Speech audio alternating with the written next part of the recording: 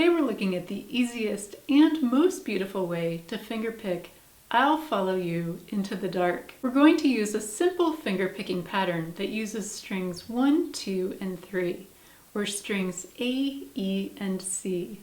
So it doesn't matter if you have high or low G tuning because we won't use our 4th string. Heaven and hell decide that they both are satisfied. Illuminate the nose on their vacancy signs. If there's no one beside you when your soul embarks, then I'll follow you into the dark. Throughout this lesson, I'll be using my capo on the 2nd fret. This song was originally recorded in the key of F, and it's a bit too low for my vocal range. So by using the capo on the 2nd fret, we're changing the key from F to G, and I can sing those lower notes. You can follow this entire lesson either with or without a capo. So without a capo, you'll be in the key of F, and with the capo on the 2nd fret, you'll be in the same key as me, the key of G. Now we're going to begin by looking at how to play our fingerpicking pattern and how to apply it to each section of the song, as well as how to play the chords. So for this lesson, I'll have my capo on the 2nd fret. If you have a capo and you'd like to play and sing along with me in the key of G, then put your capo on the 2nd fret. Otherwise, you can play without a capo in the key of F.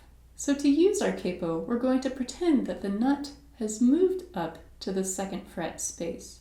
So this becomes our new 1st fret, 2nd fret, 3rd fret, and so on. Here's our fingerpicking pattern, played slowly on a C chord.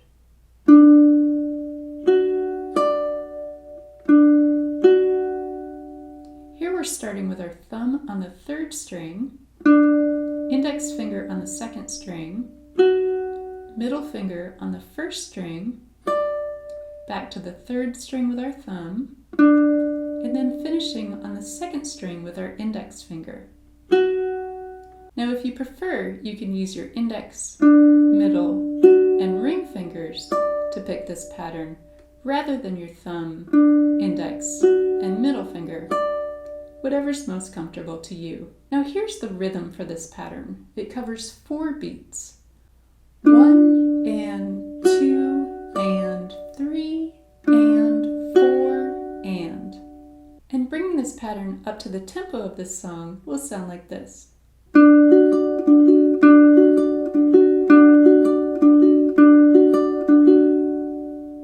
Now let's take a look at our first verse. For every chord shown in this verse, we'll play our pattern 1 time. We're starting on our F chord, and because we don't use our 4th string in this pattern, all we have to do to form our F chord is place our index finger on the 1st fret of the 2nd string. We'll play our pattern twice on F, and then we'll go to D minor, placing our middle finger on the 2nd fret of the 3rd string. We'll play our pattern twice on D minor. Here's how we count the rhythm of this first line at a slow tempo. 1, 2, 3, 4. 1, 2, 3, 4. 1, 2, 3, 4. 1, 2, 3, 4. Then in line 2, we're going to a B flat chord.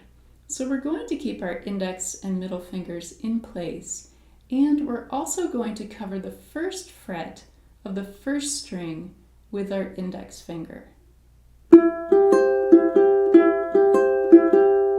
Then we move back to F, and then we go to C on the 3rd fret of the 1st string. Now one thing that makes our pattern sound even better is to play our 1st note in the pattern at a louder volume than the other notes. So when we apply this to the first line in our verse, here's how this sounds.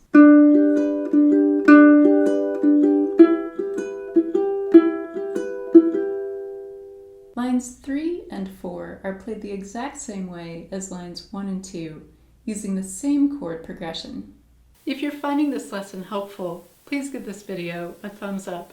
And if you're new to my channel, then welcome. I'm Lara. I'm a musician, a composer, and a ukulele teacher, and I hope you have fun exploring my channel, my song tutorials, and my arrangements. If you'd like to download the song sheet for I'll Follow You Into the Dark, you can do so from my Patreon page, along with my songbook covering all of the songs that I've shared on my channel. You'll find the link down below in the video description. Now let's take a look at our chorus. For every chord shown in the chorus, we're going to play our pattern one time, except for the chords in bold. These chords are held for only 2 beats, and for these chords we're going to pick strings 3, 2, and 1 together. So starting with line 1 of our chorus, we'll play our pattern once on D minor, once on F, once on B flat, and then we get to our 2 chords in bold. Our first is F, and our second is C. In line 2, we're going back to D minor, then to F, then we have 2 C chords, and then in line 3 we go back to D minor again, then to F, then we have our first A chord. To go from F to A, we're going to move our index finger from the 2nd string to the 3rd string, staying on the 1st fret. And then we have our D minor and C chords at the end of line 3 that are each held for 2 beats. So we'll pick all 3 strings on D minor and then all 3 strings on C. So here's the rhythm for line 3, played at a slow tempo. 1, 2, 3, 4. 1, 2, 3, 4. 1, 2, 3, 4.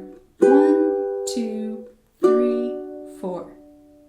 In line 4 of the chorus, we're going to our B flat chord. So here we're covering the 1st fret of strings 1 and 2 with our index finger, and the 2nd fret of the 3rd string with our middle finger. We'll play our pattern once on B flat, and now we have our B flat minor chord. To play B flat minor, we're going to bar the 1st fret across strings 1, 2, and 3 with our index finger. And if you'd like, you can use your middle finger for additional support. And then we're going to finish line 4 on our F chord, playing our pattern twice.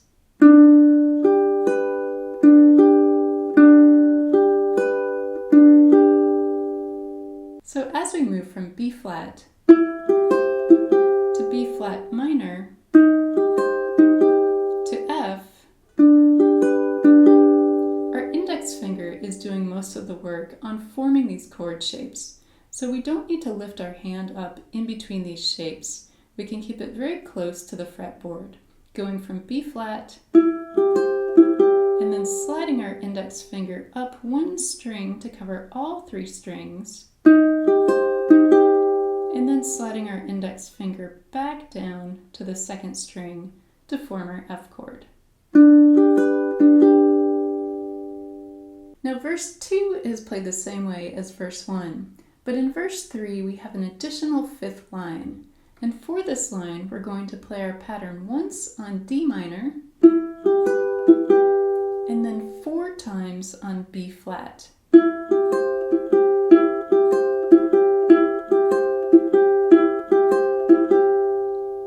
We also have something different in our final chorus compared to our 1st and 2nd chorus. So in our last chorus, we have 1 extra line. And at the end of line 4, we're going to play our pattern on a D minor chord rather than an F chord. Then moving into our final line of the chorus, we have 3 chords. These are each held for 4 beats, so you can play 1 pattern on each chord. Or to give a more dramatic effect, I like to end the song by picking all 3 strings on each chord. So starting with B flat, then going to B flat minor, and then finishing on F. Now there's one more section of the song to cover, and this is our introduction. This is a beautiful instrumental introduction before we start singing the lyrics. The chord progression in the intro is exactly the same as the chord progression in the chorus. So we'll play our pattern one time on each chord, but for the chords in bold, we'll pick strings 3, 2, and 1 together for a count of 2 beats, just like we did in the chorus. Next, we're moving into our play along, where I'll play through the entire song just as we've covered in this lesson. If you'd like a slower tempo, then you can change the playback speed of the video down in the video settings. 5, 6, 7, 8.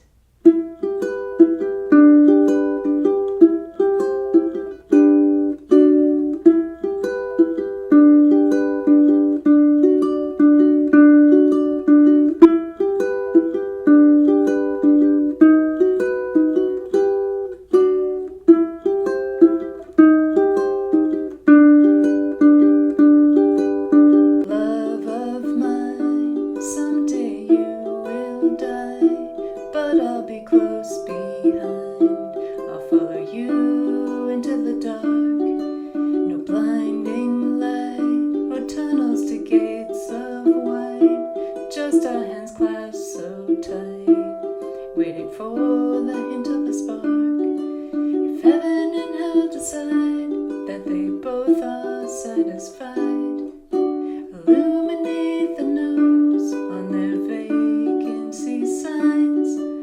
If there's no one beside you when your soul embarks, then I'll follow you into the dark. In Catholic school, as Roman rule, I got my knuckles bruised by a lady in black. I held my tongue as she told me, son, fear is the heart of love. So I never went back. If heaven and hell decide that they both are satisfied, illuminate the nose on their vacancy signs. If there's no one beside you when your soul embarks, then I'll follow you into the dark.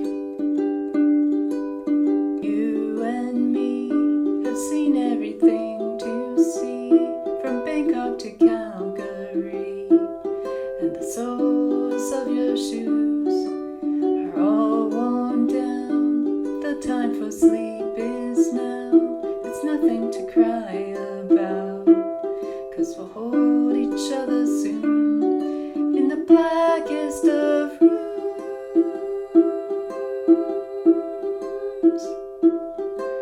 If heaven and hell decide that they both are satisfied, illuminate the nose on their vacancy signs. If there's no one beside you when your soul embarks, then I'll follow you into the dark. Then I'll follow you into the dark.